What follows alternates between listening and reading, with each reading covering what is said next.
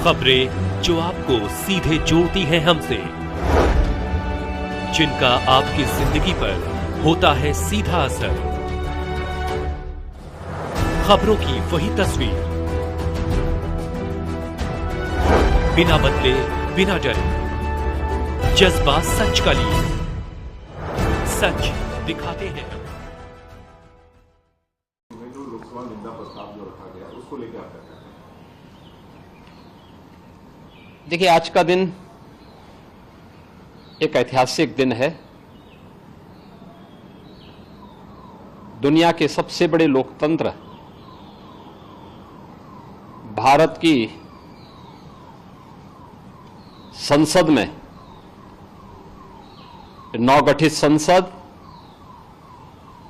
और नव निर्वाचित लोकसभा के माननीय अध्यक्ष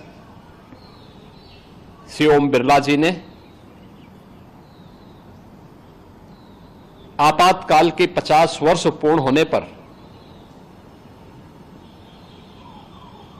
आपातकाल के विरोध में एक निंदा प्रस्ताव पारित किया है। मैं उनके इस प्रयास के लिए माननीय श्री बिरला जी का हृदय से अभिनंदन करता हूं। उन्हें अंतःकरण से धन्यवाद देते हुए सभी नवनिर्वाचित माननीय संसद सदस्यों को अपनी हृदय से बधाई भी देता हूं और इस प्रस्ताव के लिए आभार भी व्यक्त करता हूं। हम सब जानते हैं कि 25 जून 1975 मध्य रात्रि में तत्कालीन कांग्रेस नेतृत्व की सरकार ने श्रीमती इंदिरा गांधी जी के नेतृत्व में उस संविधान का गला घोंटने का कार्य किया था जिस संविधान की शपथ लेकर के वह देश की प्रधानमंत्री बनी थी।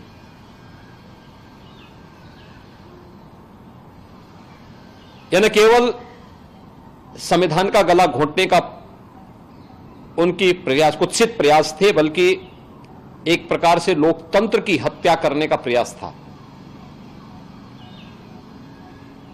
50 वर्ष बीतने के उपरांत कांग्रेस के इस काले कारनामों को जनता तक पहुंचाना आवश्यक है। आज भारत की संसद ने वही कार्य किया है, क्योंकि कांग्रेस का वर्तमान नेतृत्व जिस तरीके से देश की जनता को गुमराह कर रहा था, संविधान के नाम पर, आरक्षण समाप्त करने के नाम पर, इसके लिए उनके काले कारनामों से देश की जनता को अवगत कराना अत्यंत आवश्यक है। और आज भारत की संसद ने वही ऐतिहासिक कार्य किया है। कांग्रेस भले ही चेहरे बदले हों, लेकिन आज उसका चरित्र आज भी वही अधिनायकवादी है, तानाशाही पूर्ण है। लोकतांत्रिक मूल्यों और संवैधानिक संस्थाओं पर आज भी उसका विश्वास नहीं है। और इसीलिए भारत की हर संवैधानिक संस्था को कटघरे में खड़ा करना, भारत के बाहर जाकर के भारत के लोकतंत्र पर, भारत की चुनाव की प्रक्रिया पर प्रश्न खड़ा करना इनकी फितरत बन चुकी है। कौन नहीं जानता है कि कांग्रेस ने संविधान लागू होने से लेकर के 2014 तक 75 बार भारत के संविधान में संशोधन किए। कौन नहीं जानता है कि अनुच्छेद 356 का दुरुपयोग करते हुए 90 बार कांग्रेस ने विभिन्न राज्यों की सरकारों को, लोकतांत्रिक तरीके से चुनी गई सरकारों को बर्खास्त करने का काम किया था। कौन नहीं जानता है कि अपने राजनीतिक स्वार्थों के लिए कांग्रेस ने देश की अखंडता के साथ खिलवाड़ किया और कांग्रेस के इन काले कारनामों की एक लंबी फेहरिस्त में आपातकाल भी आता है। आपातकाल की उस कालाकारी घटा को वर्तमान पीढ़ी को अवगत कराने के लिए आज देश की संसद ने एक ऐतिहासिक निर्णय लेकर के यह निंदा प्रस्ताव पारित किया है। ये सचमुच एक अभिनंदनीय प्रयास है, वर्तमान पीढ़ी को बताने का प्रयास है। मैं नवगठित संसद और नवनिर्वाचित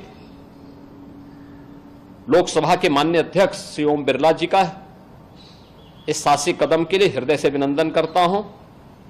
सभी नवनिर्वाचित माननीय संसद सदस्यों को हृदय से बधाई देता हूं और विश्वास व्यक्त करता हूं कि वर्तमान पीढ़ी को हमारी देश की संसद इसी प्रकार से इतिहास के अलग अलग कालखंड में देश के साथ किन लोगों ने किस प्रकार का व्यवहार किया है, इससे अवगत कराने का कार्य अगर भारत की संसद करेगी तो भारत की वर्तमान पीढ़ी न केवल उनकी प्रति कृतज्ञ होगी बल्कि उनका मार्गदर्शन प्राप्त करते हुए एक नए भारत के निर्माण में अपना योगदान दे पाएगी।